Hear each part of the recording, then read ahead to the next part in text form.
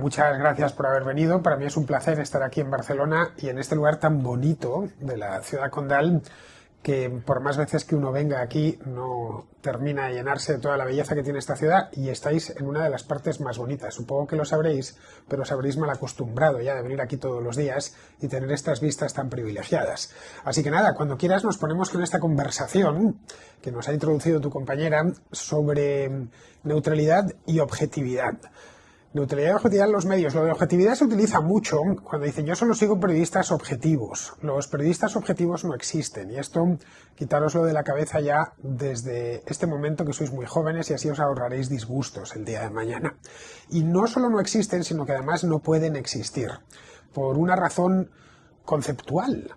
Los periodistas, como vosotros mismos, no somos objetos, somos sujetos, luego tenemos que ser subjetivos. Cuando opinamos sobre algo o contamos algo, lo hacemos de manera subjetiva y es natural que así sea, no somos robots, somos sujetos y tenemos nuestra propia biografía, las propias experiencias, nuestras propias lecturas, nos hemos criado en una familia concreta, en un país concreto, dentro de ese país, en una ciudad, que nos hace ver la realidad de manera ligeramente distinta al que está al lado. Por ejemplo, ahí enfrente tenéis, al otro lado de este club hay dos palmeras magníficas, son tres, californianas. Esas palmeras en Madrid no se ven. Vosotros estáis acostumbrados, pues si las plantasen se morirían del frío. Aquí en cambio son relativamente comunes. Esas palmeras a vosotros no os dicen nada, pero yo es lo primero en lo que me fijo, para que veáis lo importante que es ser un sujeto. Si me hiciesen describir qué veo por la ventana, seguramente incluiría las palmeras, lo primero. Vosotros probablemente ni hablaríais de ellas porque estáis acostumbrados a ver estas palmeras. Esto para que veáis que la objetividad no existe y no puede existir.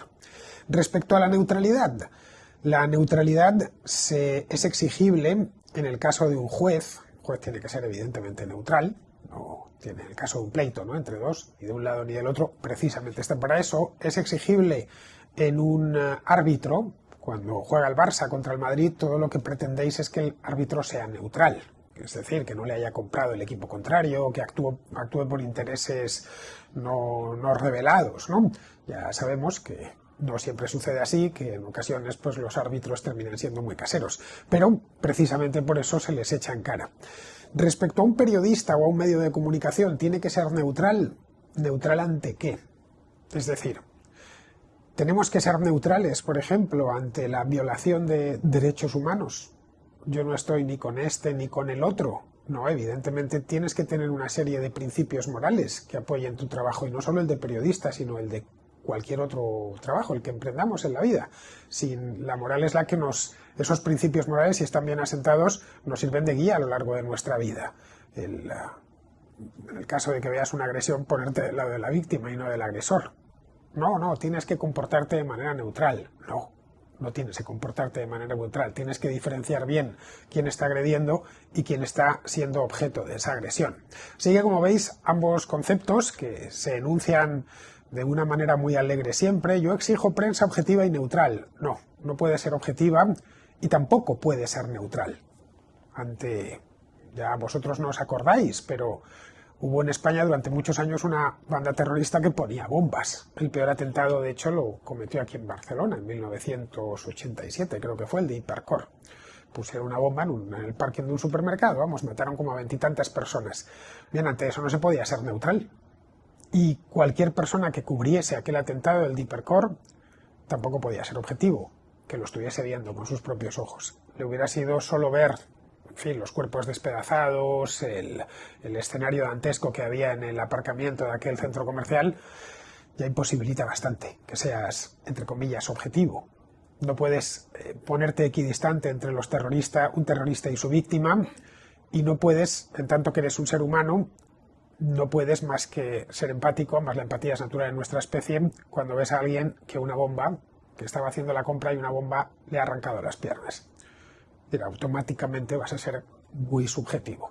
Otra cosa es el que lo cuente desde lejos. Por eso una virtud en un periodista es tratar de distanciarse. Es bueno, distánciate de la noticia, distánciate de lo que estás contando, porque eso te va a dar no más objetividad, por supuesto, no te va a dar neutralidad, y en el caso que os he puesto de un atentado terrorista no es buena la neutralidad, tienes que tomar partido en muchas ocasiones y la vida nos obliga a tomar partido, pero la distancia sí que le va a quitar pasión. Entonces, a mi juicio, y es por lo menos lo que yo practico, un periodismo desapasionado, o lo más desapasionado posible. Es decir, no me dejo llevar por las pasiones. Las pasiones están muy bien en algunas cosas de la vida, como, qué sé yo, el amor, la afición por el deporte, ¿no? Por el Barça que tendréis aquí. Pues sí, bueno, eso está bien que lo hagáis de manera apasionada por la música, pero las cosas, otras cosas de la vida no se las debe tomar uno con pasión. Debe tomárselas con cabeza y mirarlo a cierta distancia, dejar pasar algo de tiempo. Yo, por ejemplo, en la contracrónica, entre que sucede la noticia y la trato, suelen pasar un par de días. Y la reposo, me informo bien, leo distintas opciones, opiniones al respecto, noticias, y ya una vez tengo material suficiente, la proceso bien, redacto una historia que dura media hora y se la cuento a los contraescuchas. Creo que una de las razones del éxito que ha tenido ese programa a lo largo de los últimos 10 años ha sido precisamente eso. Hace unos años decían que eso era periodismo a fuego lento. Pues no lo sé, quizá, si le queremos poner un nombre, es periodismo a fuego lento. Lo que no es periodismo apasionado, ni, aunque yo no soy objetivo, porque no puedo serlo, porque nadie es objetivo, y el que os diga que lo es, os está mintiendo, en la cara además, sí es honrado. Es decir, el periodismo, como la historia, se nutre de hechos y no hay que darle muchas más vueltas.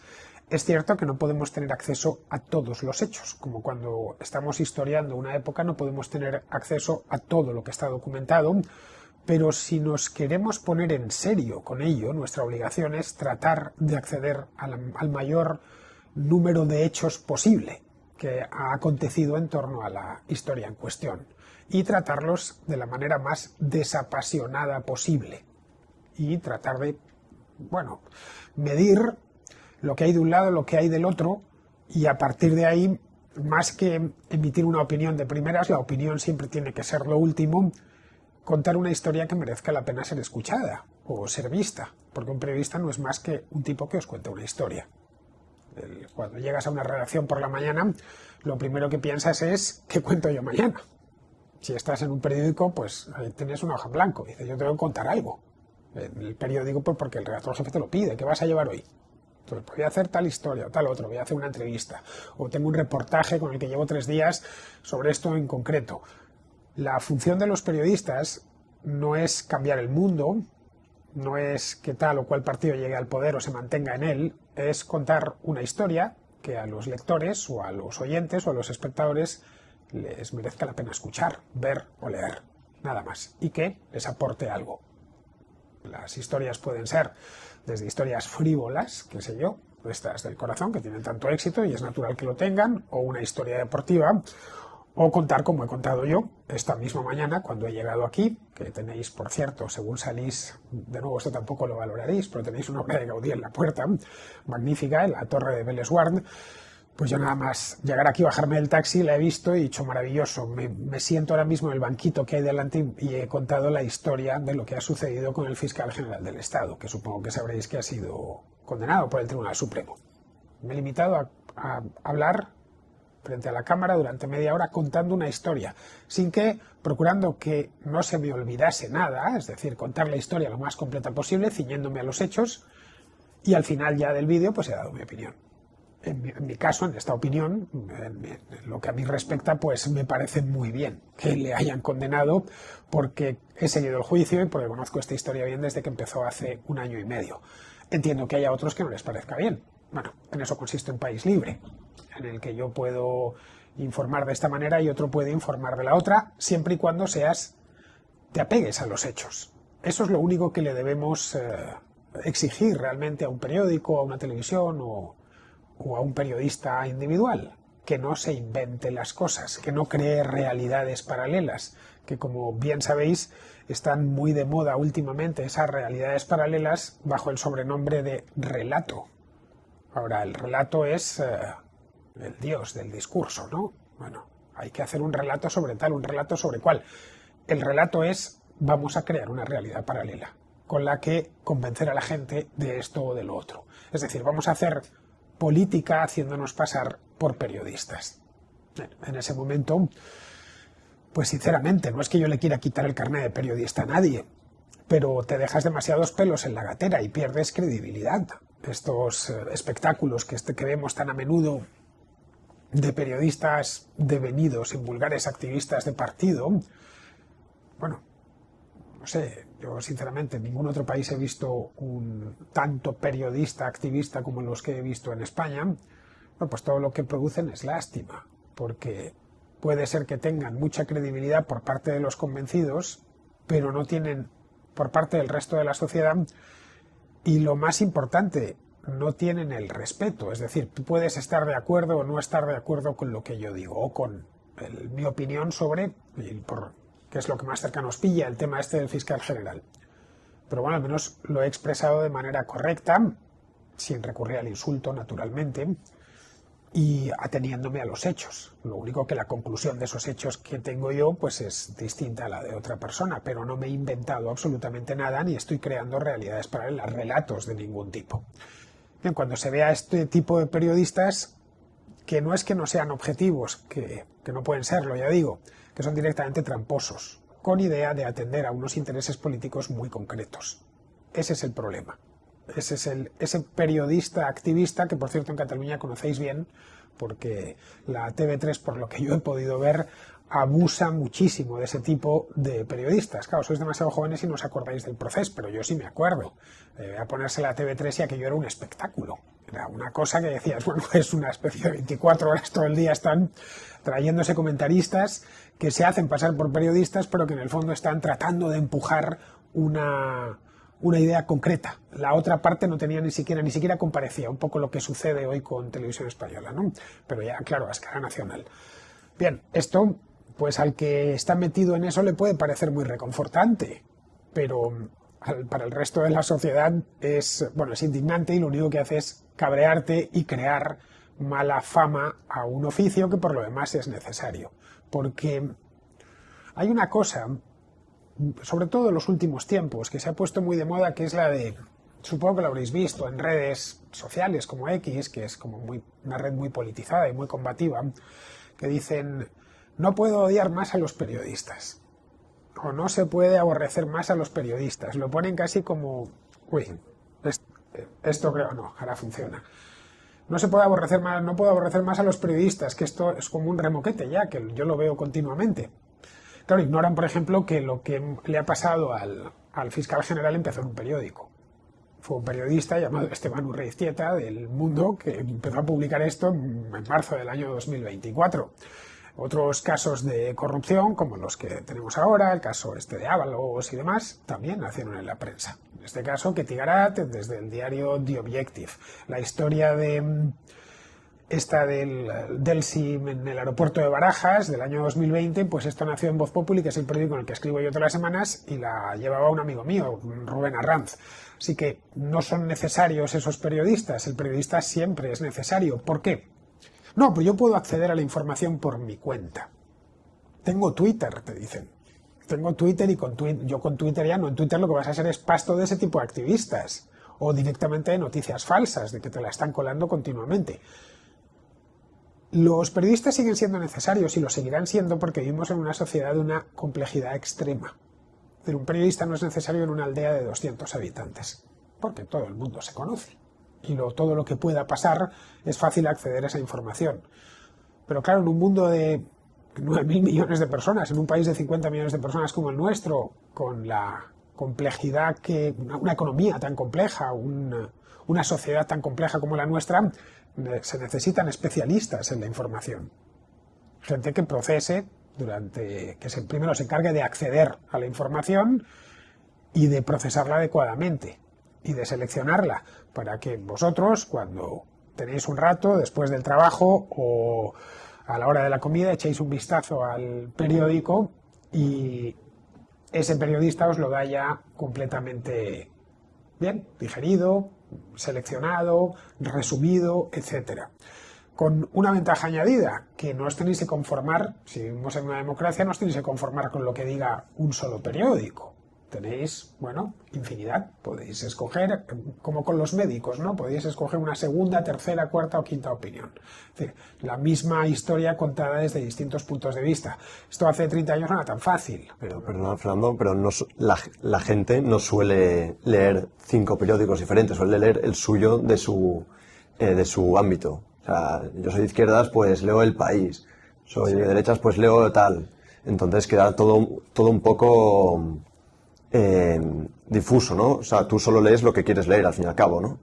Bueno, eso en la contrarréplica lo hemos comentado muchas veces. Hemos llegado a hacer contrarréplicas monográficas sobre algo que se llama sesgo de confirmación. El sesgo de confirmación lo tenemos todos. Esto es un sesgo cognitivo de todos los seres humanos. Los seres humanos venimos con defectos de fábrica, aunque a veces nos tengamos como perfectos, ¿no? Y el sesgo de confirmación, de hecho, que es uno de los sesgos cognitivos contra los que tenemos que luchar con más firmeza, porque nos asalta cuando menos nos esperamos. La idea del sesgo de confirmación es: yo pienso esto, y a partir de ahora voy a buscar la información que apoye esta tesis. Nada más, y solo me va a valer esa. Y en el momento en el que vea una información que vaya en contra de lo que yo ya estoy convencido, la voy a rechazar. Bien, eso hay que luchar. Y es una lucha que tienes que tener individual.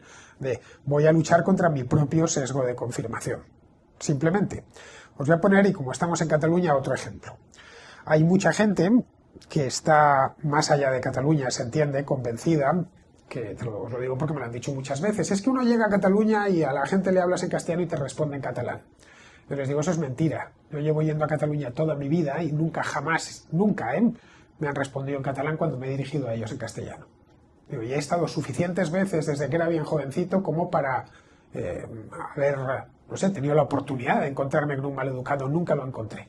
Pero el sesgo de confirmación les lleva solo a buscar informaciones que abunden en eso. ¿Lo veis? Aquí están, a fulanito le han multado por no sé qué, a menganito tal. ¿Veis cómo efectivamente el problema existe?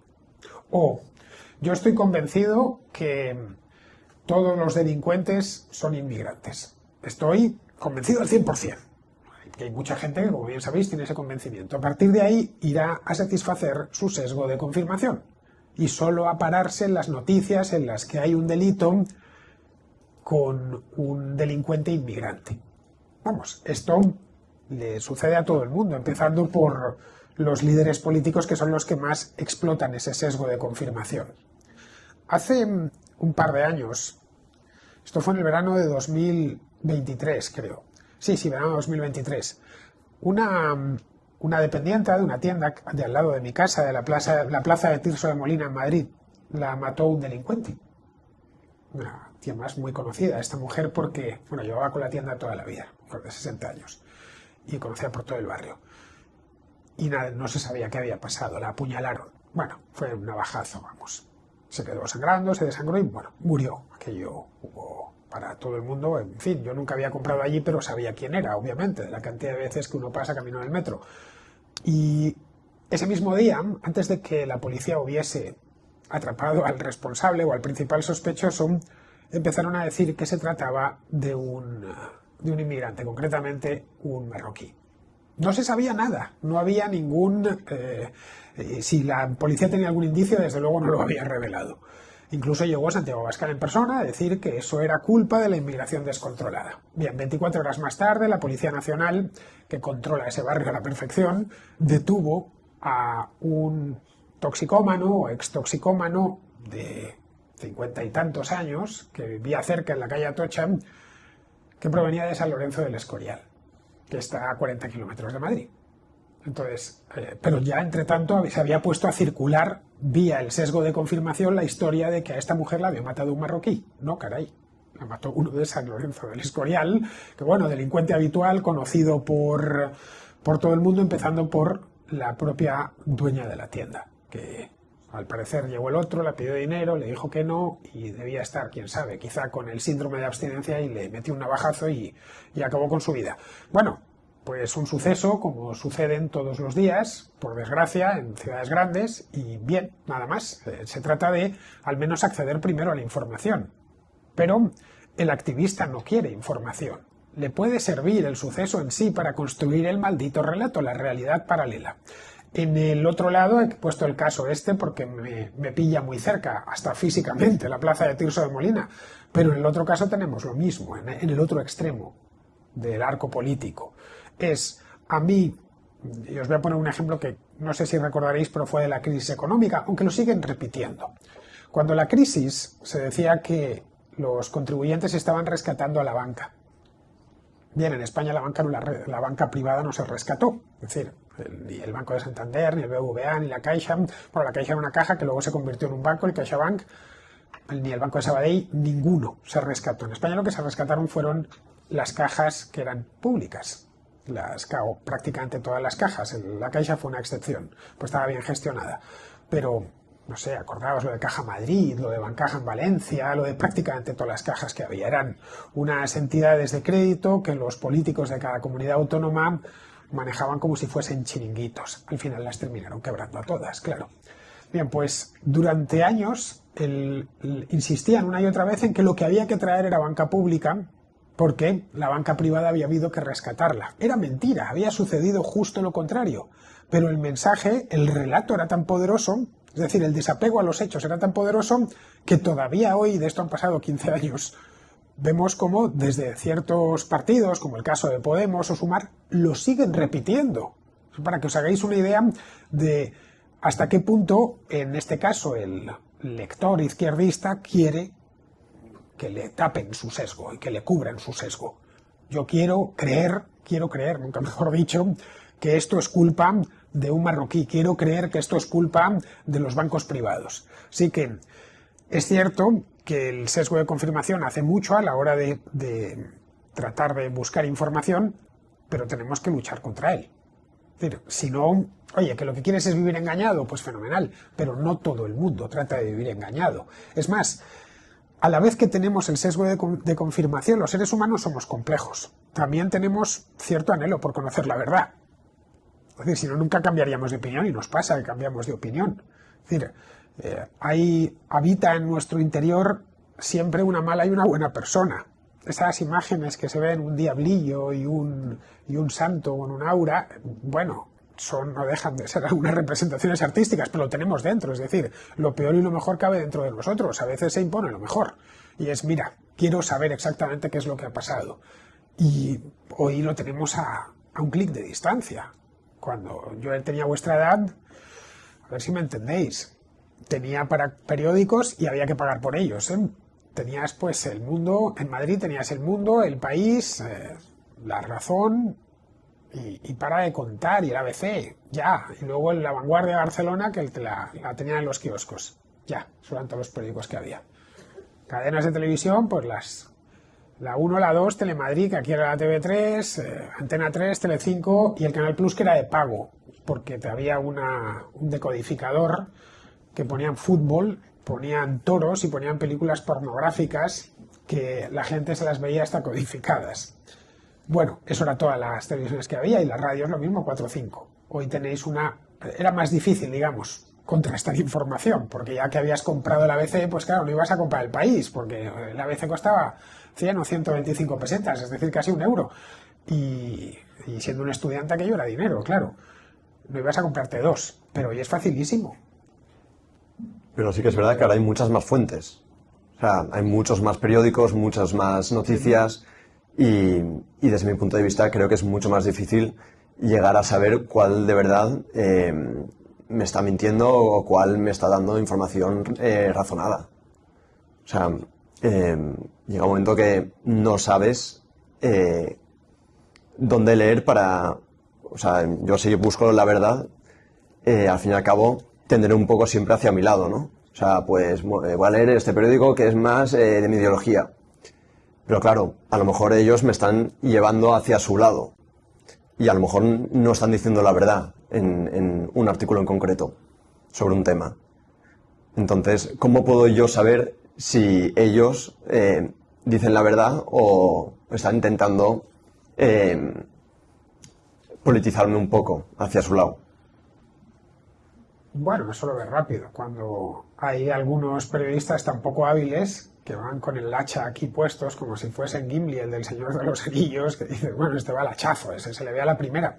De cualquier manera, lo que es la información falsa en estado puro, es decir, el tío que se inventa una noticia, que sucede, os podrá parecer mentira, pero todos los días hay gente inventándose noticias, desde cero, o tomando una porción minúscula de verdad y a partir de ahí un 10%, qué sé yo, y a partir de ahí inventarse el 90%, ¿vale? Esas son fácilmente reconocibles o relativamente fáciles de decir, esto se lo están inventando, tiene toda la pinta.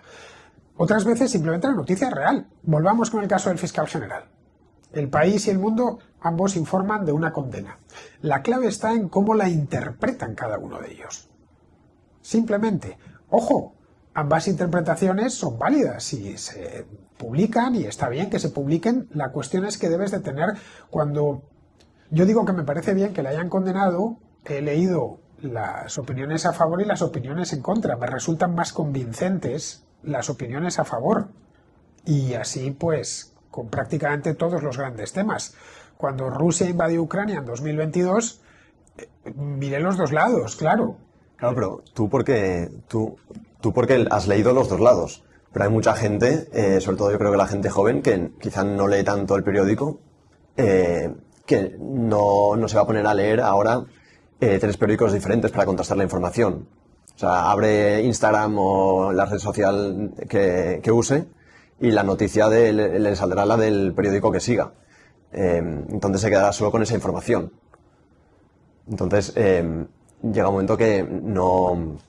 O sea, entiendo, por ejemplo, mi padre pues lee el periódico, luego lee el ABC, luego El País y contrasta un poco. Pero al menos yo creo que los jóvenes que quizás no leemos tanto, no estamos tan acostumbrados a leer el periódico y nos basamos más en noticias que nos saltan en las redes sociales, muchas veces el algoritmo nos manda lo que tendemos a.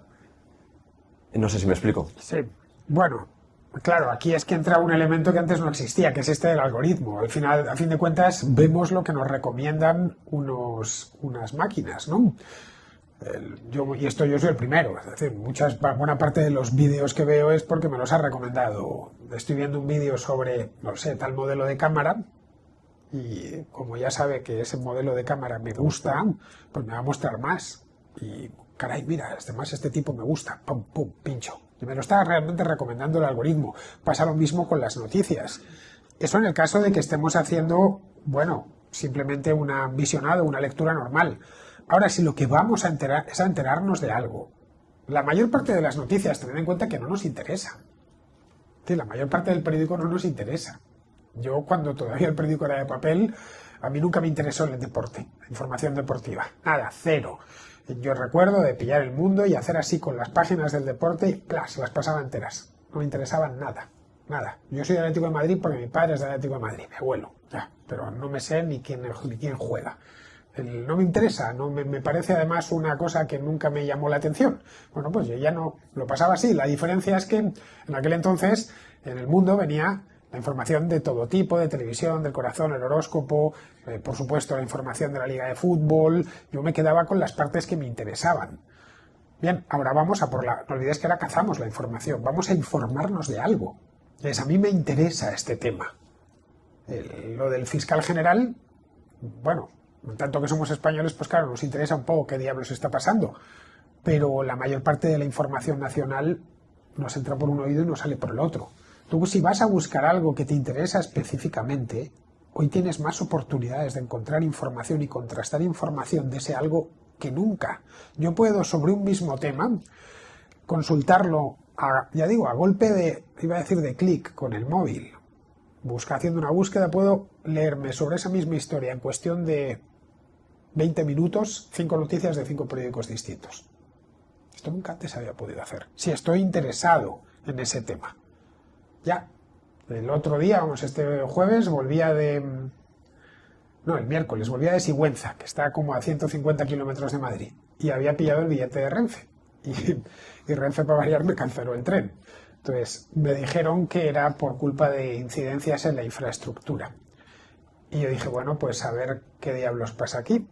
y miré, nada más me pusieron un autobús, para volver a Madrid, pero iba en un autobús y dije, bueno, voy a ver qué pasa, saqué el móvil, miré y efectivamente había una incidencia en la infraestructura y lo vi en varios sitios, en el Diario de Guadalajara y en no sé cuántos sitios más que están haciendo unos cambios para la autopista ferroviaria que va a unir Zaragoza con Algeciras, qué sé yo. Bueno, me enteré, me costó esto. Bueno, 10 minutos, porque lo vi en varias, porque me interesaba. Yo en circunstancias normales que estén haciendo cambios en la infraestructura en la provincia ferroviaria y en la provincia de Guadalajara no me interesa lo más mínimo, salvo que esté en ese momento en la provincia de Guadalajara y necesite coger un tren. Bien, con el teléfono móvil a bordo de un autobús, atravesando la Alcarria, pude enterarme de lo que pasaba. Y todas las noticias eran puramente descriptivas, muy de teletipo. Vamos, que daba gloria. Por supuesto, también había noticias valorativas, diciendo que Adif se ha llegado demasiado tarde, que esa tenía que estar hecho desde hace un tiempo, porque esa es la segunda parte del periodismo, que es contar lo que sucede y valorarlo. Ya las valoraciones que evidentemente pues cambian de un profesional a otro. Yeah. Y a nivel político, o sea, yo tengo algún amigo y sé que hay gente que no vota o vota a lo de siempre. Entonces, muchas veces sin haberse leído el programa electoral, por un tema de desinterés político o de nos engañan todos o simplemente porque no tienen tiempo o no quieren.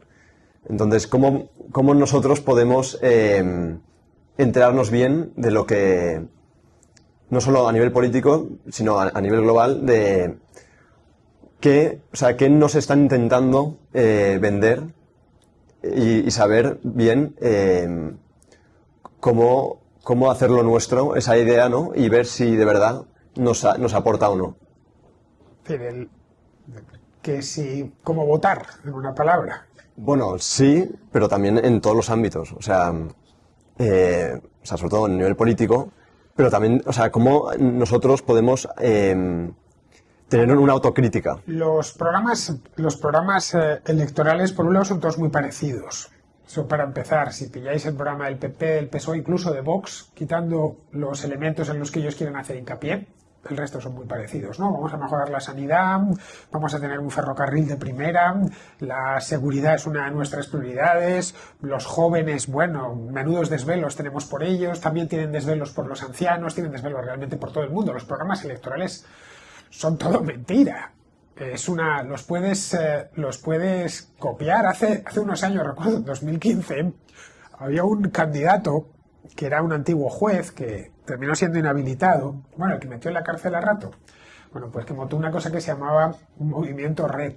Bueno, este tipo hizo un programa y para su Movimiento Red, y salieron los de ECU diciéndole, bueno, lo denunciaron, tío, nos has fusilado el programa, o una parte entera, pero tal cual, copia y pega.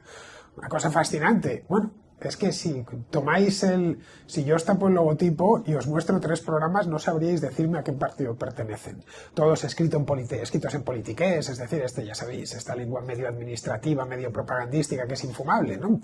Y ellos saben también que nadie se lo lee. Al final, cuando votas por muy pocas cosas. Es decir, es poco lo que te empuja a votar a este o al otro partido. Si, no sé, en Cataluña, por ejemplo, ahora no tanto, pero hace unos años solo había un tema, que era la independencia. Ya todo se reducía a eso. No había ningún problema más. Todo era sí o no. O estabas a favor o estabas en contra. En el caso actualmente, bueno, pues tenemos alguno más, tenemos el tema de la inmigración, ¿estás a favor o en contra? Y además procuran que no haya término medio ni que haya demasiados matices. O estás completamente a favor y en todas las circunstancias, o completamente en contra y en todas las circunstancias. La política es enemiga de los matices. Ahora, ¿que quieres ir a votar? Bueno, está bien, oye, es que bueno que la gente vaya a votar, y yo no he votado nunca, ni he sentido la necesidad, pero es algo personal. Es decir, a mí no me gusta que me choteen. Entonces, siento que cuando le doy el voto a alguien, si luego ese alguien utiliza ese voto, pues no lo sé, para subirnos los impuestos o para hacernos la vida imposible, me siento en parte responsable. Luego, además, ir a votar es un coñazo, hay colas y estas cosas, pero está bien que la gente vaya a votar y que expreséis o que participéis así. Ahora, tampoco os hagáis muchas ilusiones. La representatividad de nuestro sistema es limitada. decir, lo que votamos es unos representantes en el Congreso de los Diputados que luego pues eligen a un presidente del gobierno. No sabéis realmente ni a quién estáis votando, porque bueno, a Barcelona le pasa como a Madrid, que son circunscripciones muy grandes, muy pobladas, con muchísimos diputados, no sabéis quién es vuestro diputado. Es decir, se podrían hacer una serie de reformas que mejorasen la representatividad y quizá eso llevaba más gente a las urnas. Otras veces se vota en negativo. Yo no quiero que ganen estos tíos, entonces tengo que votar a los contrarios. Pues es la gran estrategia de la izquierda ahora mismo, ¿no? Bueno, la derecha también la utiliza. Cuando irrumpió Podemos, hace 10 años, uno de los reclamos del Partido Popular, que estaba asediado por casos de corrupción, era, ojo, cuidado que vienen aquí los bolivarianos, los de la extrema izquierda y tal y cual. Es decir, el apelar al voto del miedo se hace continuamente. Luego, las razones que nos empujan a votar a un partido o a votar a otro, es que realmente se reducen a 1, 2, 3 en el mejor de los casos. Si preguntad a vuestros padres por qué votáis a tal o votáis a cual, seguramente os den 1 o 2 razones, nada más. Que seguramente no hayan cambiado en los últimos 20 años, siempre hayan sido las mismas. Hay gente que valora más, no lo sé, en el caso de que seas, por ejemplo, si eres funcionario vas a valorar que el gasto público crezca, o si eres jubilado, que la pensión no te la toquen. Si eres autónomo, que no te crujan más de lo que ya te han crujido.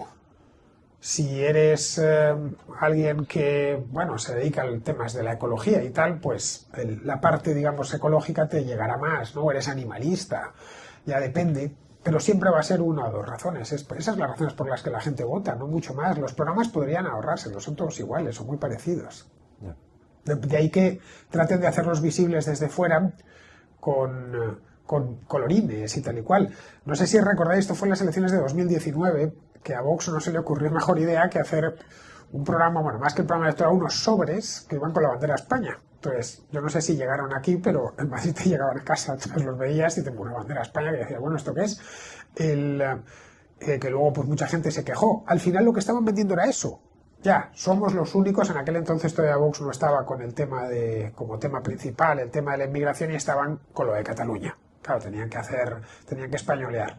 Y aquí, hace unos años, pues la estelada esa estaba hasta en la sopa, porque era el motivo principal, era lo que, Puigdemont y compañía vendían en el mercado electoral, hasta el punto que llegó a ser tan parecido el producto Esquerra-Convergencia que terminaron fusionándose y formando gobierno común, porque es que eran exactamente lo mismo en tanto que defendían lo mismo.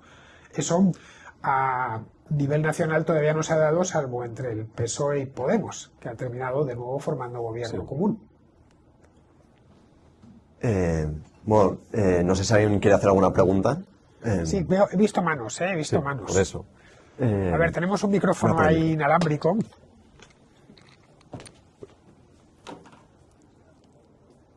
¿Funciona? ¿O no? A ver, ¿quién empieza? Creo que era él. Él fue el primero que le he visto. Este chico de aquí, sí. Fuiste tú, ¿no? Creo. Sí. Hola, sí. Bueno, que antes habéis dicho que en muchos diarios mienten, creo que lo habéis dicho eso. Y yo que sepa, los periodistas no pueden mentir, solo que pueden darte otro punto de vista. ¿Cómo que no pueden? ¿Cómo que no pueden mentir? En los periódicos te pueden mentir. En los periódicos se miente, claro, porque los seres humanos mentimos, lo hacemos todos. No todo el tiempo, pero todos mentimos. Entonces, pues, el periodista no es un ser de luz, miente también.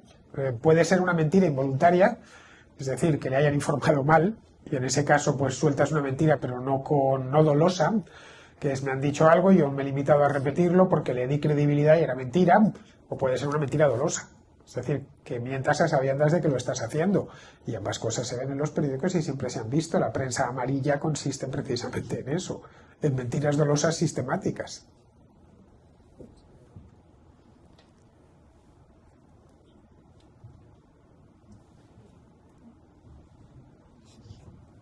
Hola. Sí, en un mundo tan politizado y polarizado y excluyendo el periodismo investigativo, ¿usted no cree que el periodismo termina haciendo más daño a la sociedad? el periodismo puede hacer daño a la sociedad como puede hacer daño a la sociedad del vino si abusas de él, ¿no?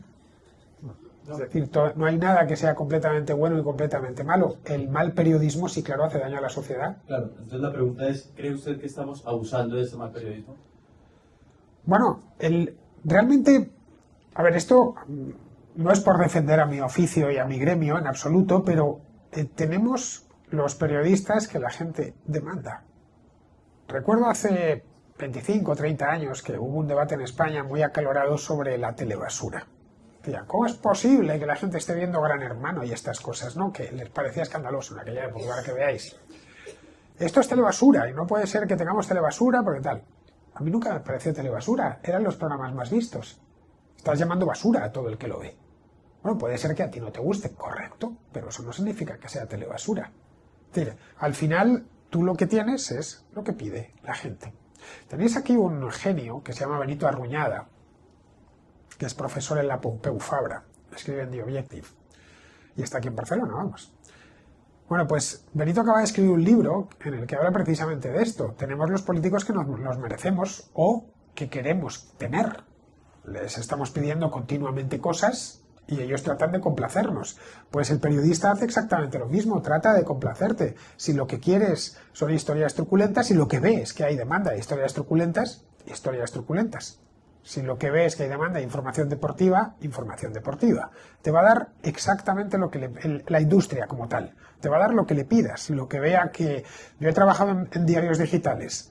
Bueno, ahí era muy fácil, a diferencia del papel, que tú no sabías las ventas hasta el día siguiente, en los diarios digitales sabes cómo está rindiendo la portada en tiempo real. Y recuerdo de estar que me venía el redactor jefe y me decía, no, baja esa, tal, sube, tal, que esta está bien funcionando muy bien, ponla más visible. Y muchas veces no era la mejor noticia, ni la más importante del día, pero por razones que a mí se me escapaban, era la que más estaba leyendo en aquel momento. Aparte, lo que a mí me puede parecer importante, a otras personas no les puede parecer importante. A mí las noticias deportivas no me interesan, pero entiendo que a mucha gente le interesen. Lo que tiene que haber es variedad, y siempre va a haber contenido de baja calidad, obviamente. Como hay, no lo sé, hay restaurantes de todos los tipos. Hay desde la Tasca hasta el restaurante con una estrella Michelin de esas, ¿no? Pues lo mismo tiene que haber en el mundo de la información y siempre se va a parecer a lo que nosotros pedimos. Ya. Cuando me llega el tren y pasaba por la calle Josep... Número desconocido. Vamos a ver. Pasaba por un restaurante, pasa por delante en la calle... era Tarradellas, creo que está al lado de la estación. Bueno, pues había un restaurante chileno. Un restaurante chileno tiene cabida en Barcelona, pero dudo que tenga cabida en un pueblito del interior. Aquí hay público para un restaurante chileno, como hay público para restaurantes muy extraños. Pero si os vais, no lo sé, a Solsona, pues probablemente no lo tengan. Simplemente, pues pasa lo mismo con la información. La información siempre es un reflejo de lo que la sociedad pide. La televisión, la radio, etcétera. Y tiene que haber un poco de todo, claro está. Pero, perdona, entonces, si los periódicos nos dan lo que queremos oír, se acaba todo polarizando un poco, ¿no? Porque al fin y al cabo, si yo quiero oír esta noticia de esta forma y luego mañana querré escuchar esto de esta forma porque pienso así, todo se acaba llevando un poco al extremo. Cierta polarización no es mala, ¿eh? Tiene que haber algo de polarización, tiene que haber polos que debatan. Si no hay polarización, lo que estamos es en lo que dicen... A ver, esto es como todo. ¿En qué punto se acaba el debate que es necesario en cualquier sociedad democrática y empieza la fractura? En el momento en el que se seca el debate. Una sociedad polarizada en distintos polos, con ideas que concurren al campo de batalla de las ideas, pues está bien, y eso es una sociedad democrática.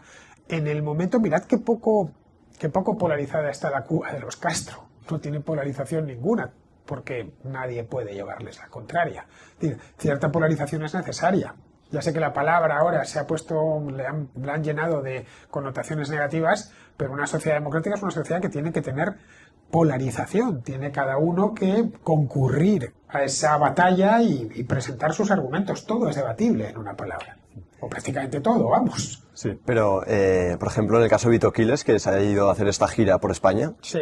en el que 70% de los casos no ha podido hablar porque o no le dejaban, o en caso de Pamplona, que fueron atacados por bandas, eso ya, o sea, ahí ya no hay debate, por tanto no hay democracia. Precisamente los que querían apalear a Vito Quiles en Pamplona y que terminaron apaleando a un periodista del Español, eso es lo que no quieren, es que haya debate. Que nosotros tenemos la verdad absoluta y la queremos imponer, y si no lo conseguimos por las buenas, vamos a hacerlo por las malas. Y en lugares como Navarra o el País Vasco, cuando te dicen que van a hacer algo por las malas, en fin, lo suyo es tomárselo en serio, pues ya sabemos cuál es el pasado y lo que sucedió hasta el año 2011. Bien, lo que pudimos ver, esa imagen tan lamentable de esos vándalos persiguiendo a un periodista, pues su idea era pegar a Vito Quiles. Bien, eso es, ahí se acaba, ya ahí no hay polarización ninguna, solo hay un polo, nosotros, y como se te ocurre levantar la voz, te sacudimos. Para que veas que cierta polarización hace falta. Sí, pero tanta. O sea, hemos llegado a un extremo que... Es que eso no es polarización, eso es fractura. Es cuando has fracturado la sociedad, la has partido en dos. Entonces nos hemos pasado en este sentido. Bueno, sí, claro, en España, por ejemplo, se han producido fracturas sociales. Se produjo una fractura social en el País Vasco y en Navarra durante los años de la ETA. Se produjo una fractura social aquí en los tiempos del Procés, que hubo familiares que se dejaron de hablar, y amigos y cosas así. Ahí tienes una fractura, ya no hay polos, ya no se debate. Ya es directamente, no nos podemos ver porque nuestras ideas son irreconciliables. Y ni siquiera solo el hecho de que las enuncies me violenta. Ahí tienes una sociedad rota. Pero que esté polarizada y que se debata y que concurran las ideas es buenísimo. Eso demuestra que la sociedad es saludable y está en su sitio, vamos. En toda sociedad sana, democrática, sana, se debate. Y se debate todo, o prácticamente todo, vamos.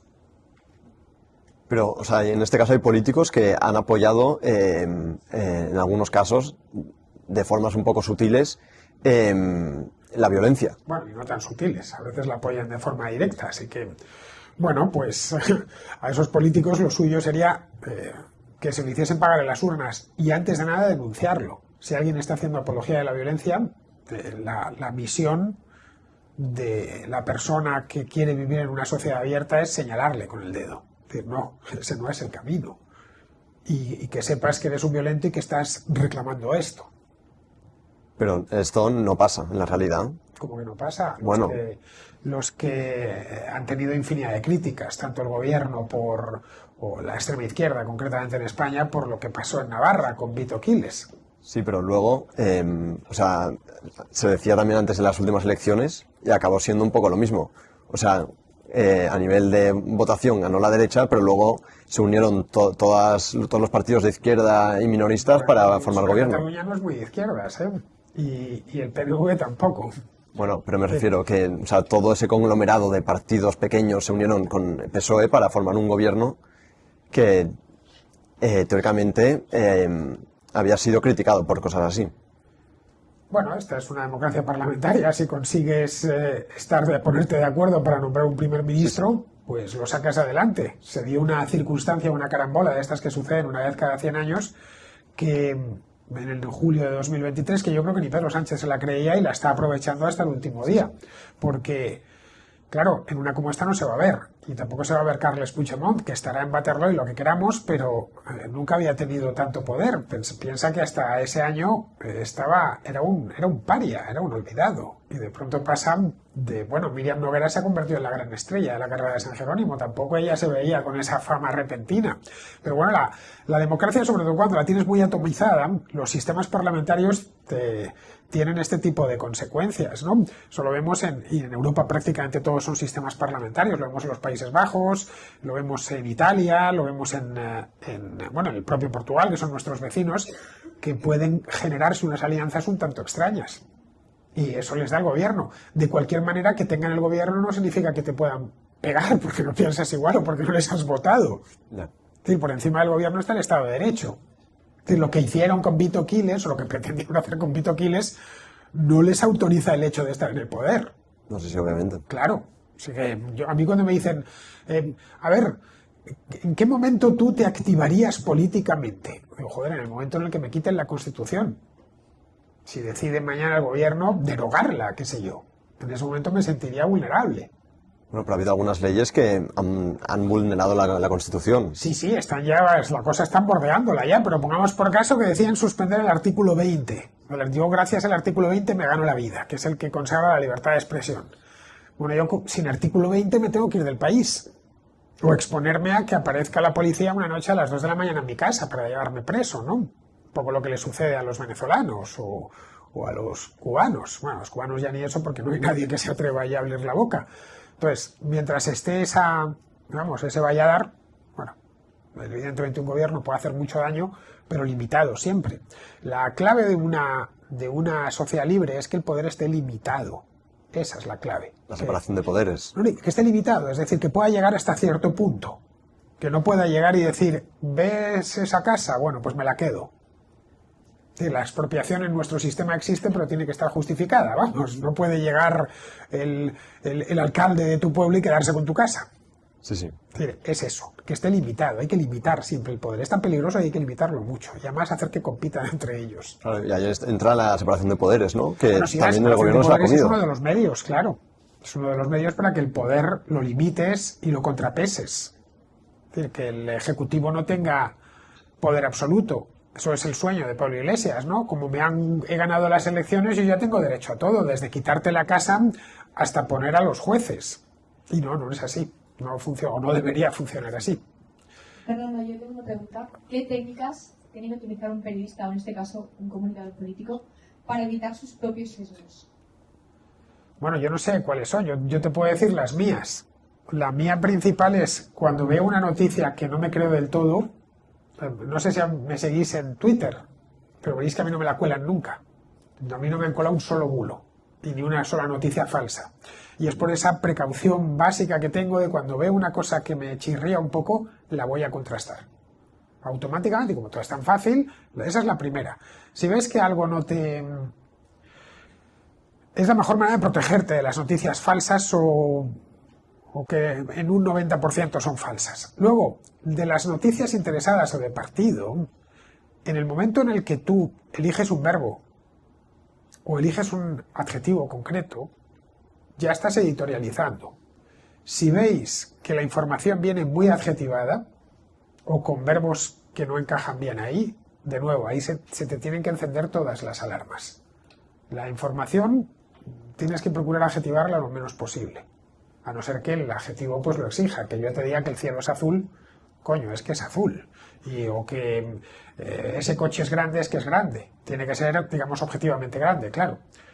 Pero si no, hay mucho periodista que se pierde con el tema de los adjetivos y te quiere hacer pasar esencialmente una columna de opinión por información. Y no, la columna de opinión es un género muy honrado, muy bueno y en fin, todos disfrutamos leyendo a algunos columnistas.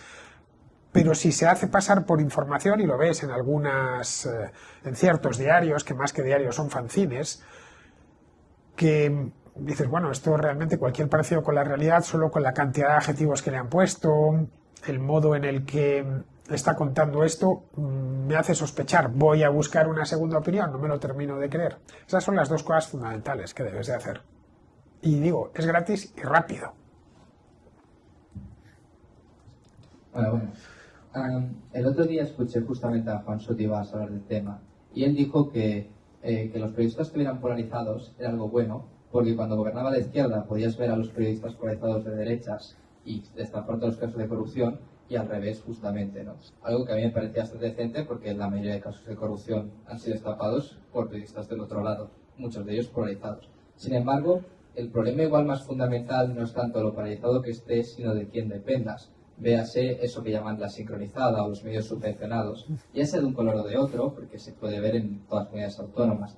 Ahí yo veo un problema más sustancial, puesto que si al final tu existencia depende de X partido, este ya sí que puede imponer todo el relato que quiera.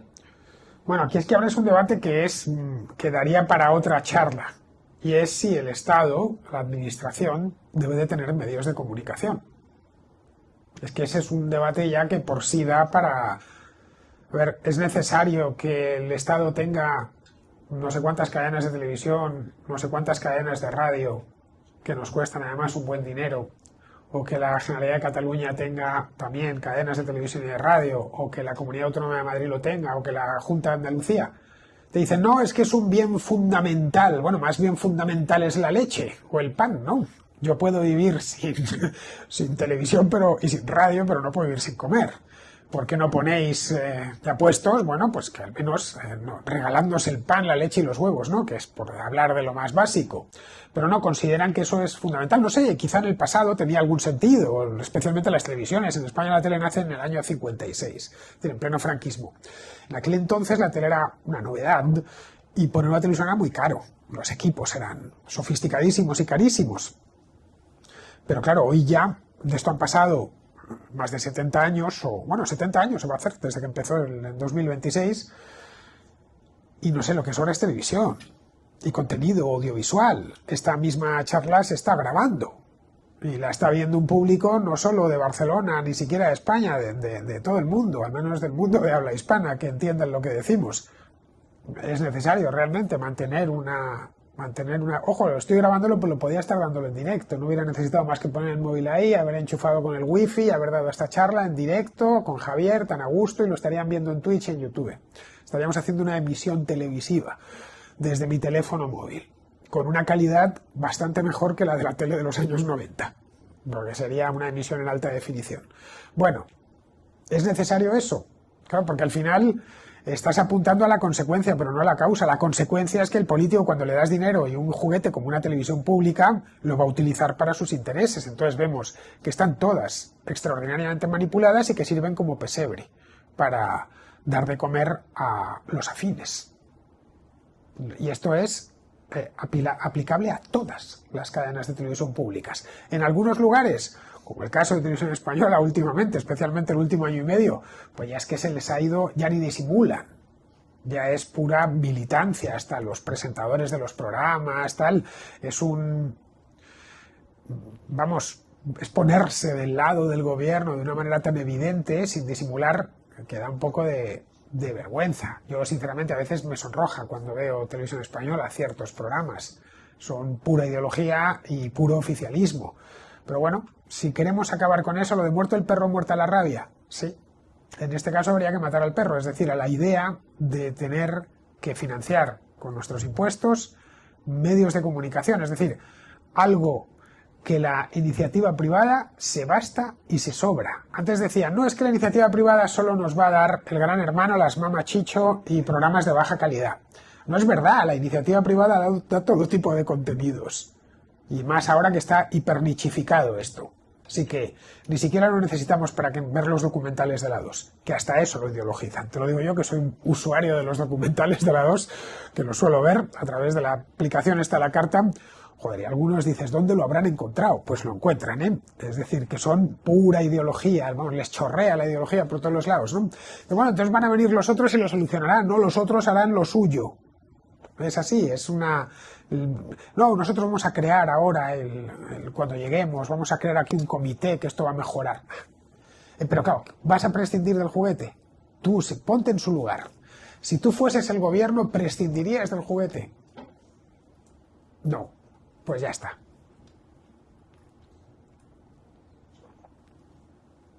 Hay una señorita allí, Sí, atrás. Dale el micrófono a la señorita, no seas maleducado, la señorita siempre primero. Hola. Entonces, ¿cuál dirías que sería la manera correcta de transmitir temas políticos en los periódicos sin posicionarse a ese partido? Ya que hoy en día ya se sabe que pues hay ciertos periódicos que son de derechas o de izquierdas y ya según tu ideología ya no vas a mirar ese periódico, o si lo miras, lo mirarás ya pensando que me lo están vendiendo y me lo están diciendo según su partido político. A ver, periódicos con línea editorial siempre ha habido. Esto no es algo de ahora. Todos hemos sabido que el ABC era conservador, monárquico, que El Mundo era de centro más o menos, La Vanguardia en tiempos era pues también un periódico de derechas, hoy ya no tanto, pero en su momento lo era y bastante, además, era la época en que se llamaba La Vanguardia Española. En el caso del País, pues un periódico de izquierda, o en su momento, en origen, era de centro-izquierda. Es bueno que tengamos una línea editorial, no pasa nada. El medio elige su línea editorial y con eso está eligiendo a sus lectores, porque los lectores te van a llegar a través de la línea editorial. Lo mismo sucede con una cadena de radio. Eso no pasa nada, que tú tengas pero la editorial siempre va atado a la opinión, no a la información. Ahora bien, una vez dentro del medio, del periódico, de la radio, de la televisión, bueno, hay un director que se encarga de seleccionar los temas que se cubren. yo esto le voy a dar más importancia y esto algo menos, en función de lo que a nosotros nos interesa. Por ejemplo, hay un periódico que se llama El Debate, que seguramente conoceréis. El Debate tuvo una edición de papel hace mucho tiempo, el siglo pasado. Bueno, es de la casa. Es de la casa, de hecho, es del CEU. Bueno, el debate actual, estoy hablando, hace un periodismo bastante bueno, pero bueno, su director, Miedo Rubido, tiene unos intereses y está bien que así sea. Y él trata unos temas que otros no tratan. Y a mí me parece fantástico, porque yo, que leo El Debate, creo que queda claro a poco que se me vean mis directos, porque muchas veces me llevo las noticias suyas allí. Ha llevado temas que le interesaban al director o le interesaban a la casa editora. Correcto, no pasa nada. La clave es que esos temas estén apegados a los hechos. Por ejemplo, la estrella del debate ahora mismo es Alejandro Entrambas-Aguas, que se ha convertido en toda una leyenda periodística con 28 años, creo que tiene. Bueno, lo que ha estado publicando Entrambas-Aguas en los últimos 2 años se ha demostrado cierto. Y ha estado apegado a los hechos. Nada más. Lo bueno es que haya muchos periódicos con distintas inclinaciones o posiciones editoriales que te pueden gustar más, te pueden gustar menos.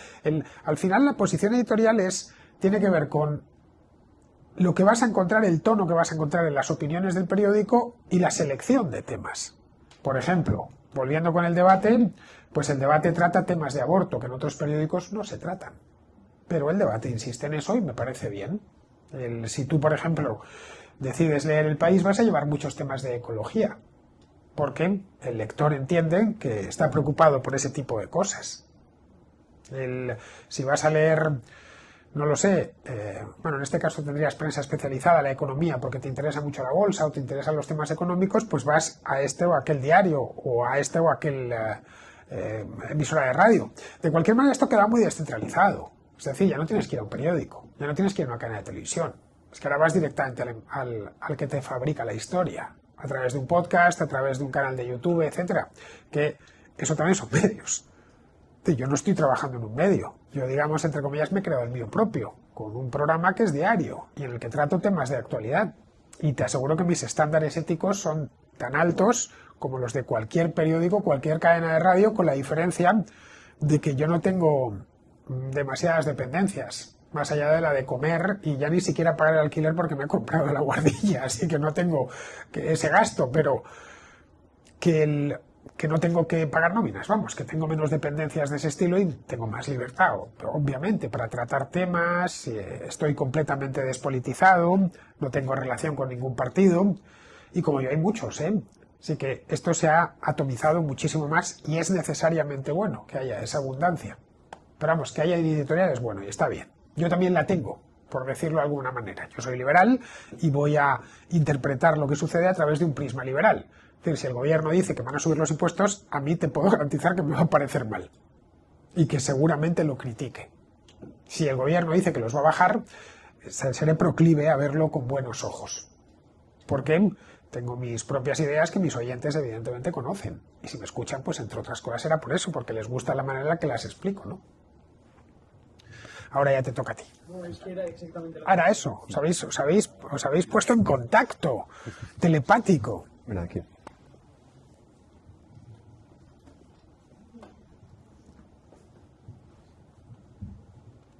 Bueno, en primer lugar, muchísimas gracias por la conferencia, ha sido muy interesante y bueno, tengo varias preguntas. En primer lugar, usted antes ha hablado de la libertad de expresión. Pégate si quieres más el micrófono. Vale, Ahí. Antes ha hablado de la libertad de expresión, pero sobre todo a nivel temas geopolíticos, guerras, sí que es verdad que en geopolítica se suele decir que nunca hay totalmente un malo y totalmente un bueno. Ya no hablando en concreto de los conflictos actuales, sino en general, se suele decir que siempre hay razones por las que se hacen las cosas. Pero sí que es verdad que, por ejemplo, en España, bueno, en general en los países se recibe más una opinión que la otra. Entonces, ¿realmente hay libertad de expresión o tiene que ver con la posición del país en el que estás y no se puede decir la otra?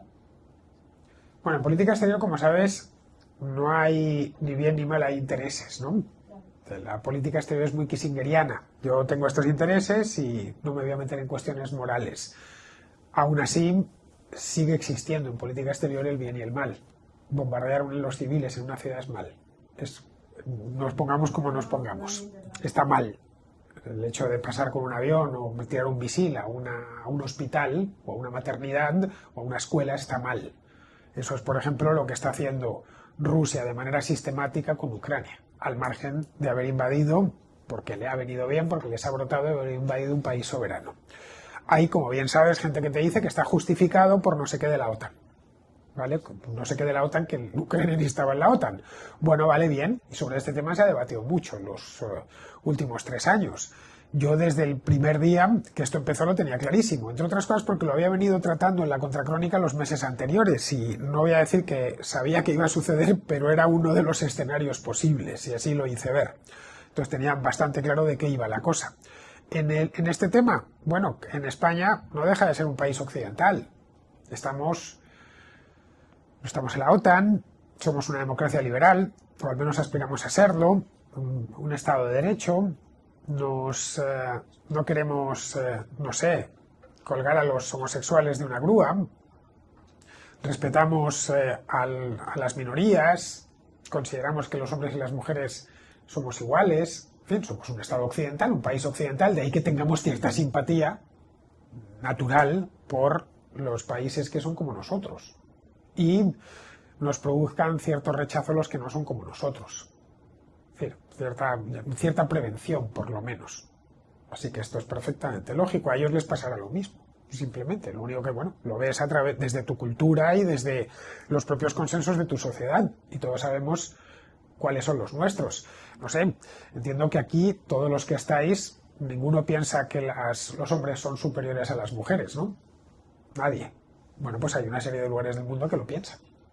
Y a mí no se me pasaría ni por la cabeza, pero a ellos sí. Luego, cuando vea que en un lugar piensan así, me va a generar rechazo en el acto. O ver un país en el que piensan y están convencidos de que una dictadura es lo mejor que hay. Y que el Estado te vigile y que te meta en la cárcel si dices o opinas lo que no está permitido. A nosotros que somos occidentales, que viven en un país democrático, pues eso nos parece inconcebible. Pero seguramente si se lo preguntas a un chino, te dirá que es fantástico, que la autoridad por encima de todo y que realmente lo nuestro es una sociedad decadente. A ti y a mí seguramente lo que nos parece decadente es una sociedad dictatorial, pero a él es lo contrario, así que partimos evidentemente de una posición, claro, del mundo en el que vivimos y con el que nos hemos criado. Ojo, fíjate si la democracia liberal es buena, que aquí tiene cabida los que piensan distinto a nosotros. Es decir, aquí tiene cabida el tipo que piensa que España debería parecerse a la China popular. Y sin que además estos son especialmente pesados en las redes sociales. O los pro-Putin, que te insisten en que España debería ser como Rusia, una cosa así, y tener un sistema político parecido. Pueden serlo, nadie les va a meter en la cárcel, todo lo más que van a encontrar es alguien que les lleva la contraria. En Rusia no hay esa posibilidad. No hay nadie que en público en Rusia diga que Rusia debería entrar en la OTAN. No digamos alguien que diga que Rusia está en guerra con Ucrania, porque eso en Rusia te caen 15 años de cárcel, por decir que lo que están haciendo en Ucrania es una guerra. Así que bueno, digamos que nuestra sociedad, la sociedad occidental, es moralmente superior. Y creo que eso es una cosa que tenemos que convencernos de ello.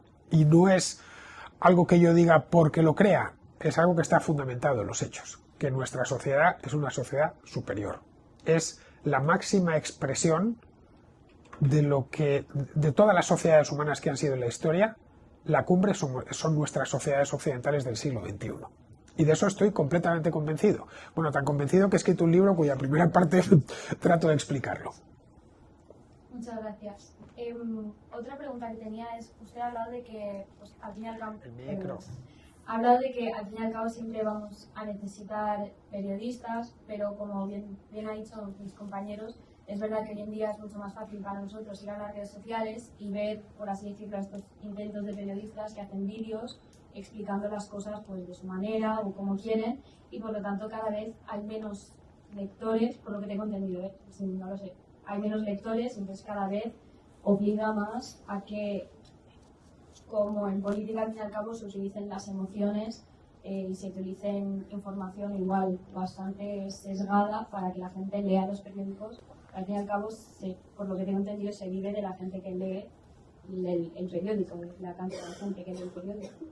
Bueno, sí, que lee el periódico, que ve los vídeos, etcétera. Es que eso ya depende de ti. Es como, yo podría vestir mejor de lo que he visto, ¿vale? En lugar de llevar estas zapatillas de deporte y tal, pues podría ir, pues, aquí como este caballero que va hecho un dandy. Es el Lord de Barcelona. Traje impecable, ya le he dicho antes, parece el príncipe de Gales. Bueno, yo podría ir vestido así, pero es que no me interesa. No me apetece, no tengo gusto yo para la ropa, no tal. Pues pasa lo mismo con la información. Tienes que hacer el interés de ti. Lo fácil, sí, evidentemente, pues va a ser siempre ver el TikTok, ¿no? Lo que te aparece. Pero si tienes interés en algo, lo único que yo os he dado es algunas recomendaciones. Si os interesa una noticia en concreto, una historia en concreto, bucead. No os quedéis con la primera impresión nunca. Porque seguramente, y sobre todo si ha venido por medios de comunicación como las redes de vídeos cortos, que no dejan de ser medios de comunicación, lo más probable es que os llevéis una idea incompleta y además engañosa. Es decir, formarse una opinión sobre un tema complejo con 4 o 5 vídeos cortos es como mínimo arriesgado. Es decir, me parece que es poco, si lo que quieres es formarte una opinión. Otra cosa es que ya sabes que hay mucho cuñado ocasional, ¿no? Que con 4 cosas que ha leído o visto por ahí, pues se dedica a sentar cátedra, ¿no? Pero creo que nadie debería aspirar a ser un cuñado. Es decir, un cuñado, entendéis, ¿no? Un enteradillo que luego realmente no sabe de nada, ¿no? Bueno, pero eso ya es algo individual, os tiene que nacer. Al igual que a mí no me nace ni lo de vestir bien ni lo de comer bien, pero en cambio sí me gusta informarme bien. A este señor, pues aparte de vestir bien, también le gusta informarse bien porque es contraescucha, que ya me lo ha dicho. Claro, pero el problema que tenemos aquí es que cada vez nace menos este interés por informarse porque es más fácil no hacerlo. Por lo tanto, poco a poco deduzco que vais a perder audiencia. O bueno, lector. Bueno, yo creo que hay más audiencia que nunca. Y es más, creo que la juventud actual, vosotros que tenéis 20 y tantos, 20 y pocos, claro, estáis muy bien informados, mejor de lo que estaba mi generación, porque tenéis más posibilidades, tenéis un aparato mágico en el bolsillo. Es decir, esto, no os creáis eso que os dicen de menuda la última generación, que sois la generación Z, ¿no? Es como lo llamo, es la generación Z, que están con el vídeo corto, con el tal, con el cual. Yo cada vez que hablo con cualquiera de vuestra edad, me sorprende lo formado que está en infinidad de cosas. En lo que le gusta, obviamente, ¿no? Porque tiene un abanico de medios y de contenidos gratuitos, además, que yo, por ejemplo, que mi generación, que fue la generación X, es decir, 2 generaciones antes, no tuvimos. Así que eso ya dependerá de ti. Pero vamos, no os hagáis de menos, en absoluto. Si tú quieres informarte o formarte con algo, puedes llegar a tener un conocimiento muy bueno sobre ese algo en un tiempo pequeño y con bastante fiabilidad. O sea, poco que hayas elegido las fuentes adecuadas y hayas insistido. Eso antes no existía, que ahora aprovechadlo, que antes no era posible, vamos. Ya, la última. La última, venga. Bueno, usted antes ha dicho que normalmente nosotros votamos por una razón o dos, no por muchas más. Pero sí que es verdad que una persona que no sabe mucho de política o que le cuesta encontrar dónde informarse, igual no tiene razones por las que vota. Bueno, entonces vota por tradición. Entonces, claro, Es que votan en casa, pues mira, como mi madre vota tal, pues votaré a ese tal, ya está. Claro, pero la idea no es hacer eso, es tener tu propia ideología y es poder votar por ti mismo. Entonces, ¿cómo encuentro yo la razón por la que voto? Bueno, eso ya depende de ti, claro, de lo que realmente, a lo que realmente le des valor. Eso dependerá de tus ideas, que van atado ya a tus ideas políticas generales, ¿no? A lo que realmente le des más valor. Pero si los programas políticos no contienen la información para que yo me haga mi propia idea y hay algunos... Sí, pero ya digo, los programas políticos los escriben para que nadie los lea, son tal. La idea es, cuando tú veas que un partido entra en campaña, va a insistir en 3 o 4 cosas. Bien, si lo que quieres es votar, que bueno, hay gente para todo, que quiere votar a pesar de todo. Bueno, si lo que quieres es votar, pues selecciona en función de cuál se parece más a lo que tú crees, ¿no? Y aun con todas te van a seguir pareciendo muy parecidos, muy similares en muchos aspectos. Todos te van a prometer muchas cosas a cambio de ningún sacrificio. todo sin excepción, ¿eh? O si en el caso de que haya un sacrificio, el coste lo va a correr otro, nunca lo vas a correr tú. En eso consiste la propaganda electoral. Todo está mal cuando, por lo menos si se hace desde la oposición, todo está mal, yo lo voy a poner todo bien, todo, a todo el mundo le va a ir mejor, todo va a ir mucho mejor y además a ti no te va a costar nada. Le va a costar a otros, pero a ti no te va a costar nada. Y bueno, con esa engañifa, más o menos pues llevan a la gente a la urna. Algunos incluso se emocionan y van a los mítines y tal, ahí con las banderas y no sé qué. Y creen que realmente hay redención en este mundo. Y no, en este mundo no hay redención, la habrá en el otro, pero en este no hay redención, no se puede acceder a un mundo perfecto, que es un poco lo que pide, lo que ofrece la política. Tengo el paraíso para este mundo, ¿eh? Solo me tenéis que votar. Y al final el paraíso lo consigue él, una vez que se ha colocado. Porque mira qué bien vive. Y no les falta de nada. Así que, en fin, yo soy de cualquier manera un poco antipolítico, no sé cómo decirlo, y no por nada, sino porque los he podido ver en acción. Y no son gente recomendable, te lo aseguro. Ninguno, de ningún partido, ¿eh? Muchas gracias. Y bueno, de hecho, en tu último libro, que me has comentado antes, que contra el pesimismo, estaba un poco enfocado en los jóvenes, ¿no? En cómo no dejarnos llevar, ¿no? Por ser unos viejos con 20 años, ¿no? Entonces, ¿nos podrías hablar un poco, sin hacer spoiler, de ese enfoque, de cómo los jóvenes podemos ser optimistas, podemos movernos, podemos interesarnos por las cosas de actualidad? Bueno, a mí que cada uno les interese en lo que quiera. Es decir, a mí hay cosas como si a mí me dices, por favor, haz que me interese en el fútbol, no me va a interesar. Cada uno que se interese en lo que le mueva, no hay ningún interés malo en esta vida. Es tan bueno interesarse por la moda como por el deporte, como por la música, todo es bueno. Ahora, la política es cierto que nos afecta a todos y siempre está bien eso de estar bien informado. Es bueno, es decir, tener al menos una información general porque de una manera u otra, cuando suben los impuestos, nos los suben a todos. Es decir, si mañana el gobierno dice el IVA lo voy a poner el 25%, va a todos igual, eso se aplica para todo el mundo. Respecto a lo del libro, una de las intenciones que me movía era si efectivamente la gente más joven, porque estaba viendo que los más pesimistas eran los jóvenes, y con 20 años no puedes ser pesimista, tienes toda la vida por delante. De hecho, esto es una cosa que vengo diciendo desde hace años. ¿Quién diablos está metiendo tanto pesimismo en la mente de los jóvenes? Es que por mucho menos mataron a Sócrates. ¿Sabéis que a Sócrates le hicieron tomar cianuro por corromper a la juventud? Bueno, pues hay una cantidad de corruptores de la juventud que están metiéndole ideas negativas. Y lo vemos en partidos políticos, lo vemos en medios, lo vemos en redes sociales. Y dije, bueno, en la medida de mis posibilidades voy a hacer un libro en el que trate de transmitir más que optimismo, de combatir ese pesimismo y transmitir la idea de que el mundo es un lugar mejor. Que lo era hace, no 300 años, que por supuesto hace 30 años.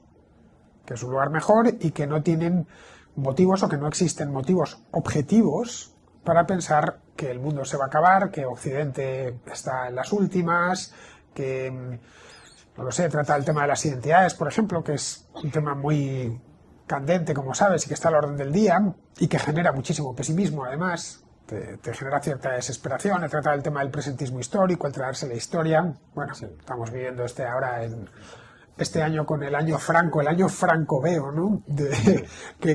Bueno, a principios de año dijeron que iban a hacer no sé cuántas cosas, bueno, tratar de utilizar la historia políticamente, bueno, pues de eso va el libro. Aquí hay un contraescucha que ya lo tiene ahí delante, que ahora quiere que se lo dedique.